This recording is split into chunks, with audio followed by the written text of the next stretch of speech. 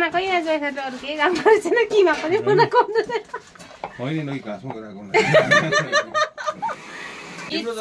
तिम्रो त यहाँ एउटा फोटो थियो नि त म र बहिनीको झन् खास छ कुपचानको शिकार भएको जस्तै म त पुरा मन पराउँछ है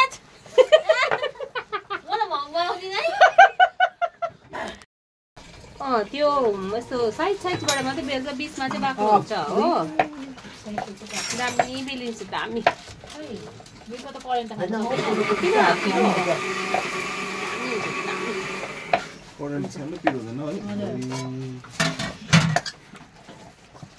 नेपालको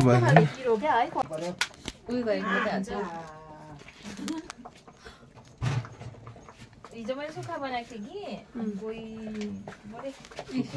हाम्रो खास जयसपले दही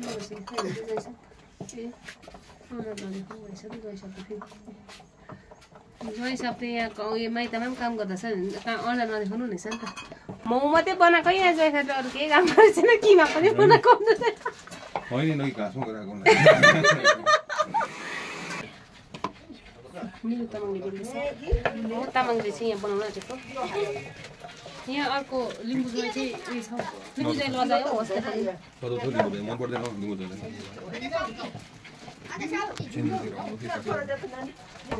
यहाँ आउनु न यहाँ बस्नु त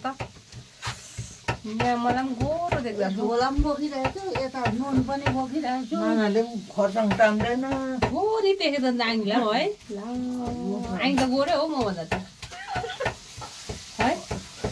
तपाईँ त गोरो हो म पो अलिकति ब्राउन हुन्छ कालो पनि होइन सेतो पनि होइन म चाहिँ त्यो त आफूहरू पनि नटक कालो नटक गोरो बिचको तिम्रो त यहाँ एउटा फोटो थियो नि त म र बहिनीको झन् खास छ कुपचानको शिकार भएको जस्तै म त पहिलादेखिको यस्तै हो कि हेर्नु अलिकति कलर चाहिँ चेन्ज भएको छ होइन बहिनी त टोटली चेन्ज भएको छ अन्त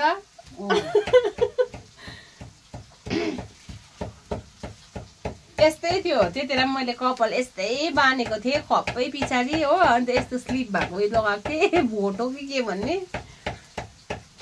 आज मोमो बनाएको पनि खिच्नुपर्छ लाने आसेङ निलाङ्गी चाहिँ मोमो बनाउनु हुँदैछ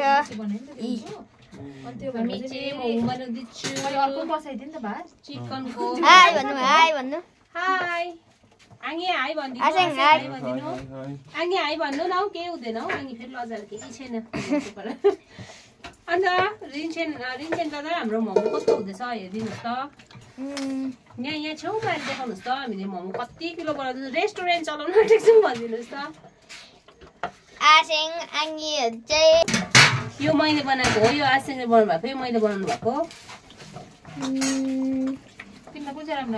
तिमीलाई कुन चाहिँ राम्रो लाग्यो आसेङले बनाएको मोमोको सिस्टम चल्दैछ मोमो बनिने सिस्टम अन्त यहाँ बेल्ने केटी चाहिँ कस्तो छ देखाइदिनु यहाँ बेल्ने केटीलाई एकपल्ट गीत गाइदेऊ न त अन्त भदै केटा ऊ चाहिँ हाम्रो रिन्सेन दादा हो भदै केटा कि अन्त दामी गीत गाउँछ उसले चाहिँ लु गीत गाइदेऊ त भदै दादा लु त एकपल्ट गीत गाइदिनुहोस् त रिन्सेन दादा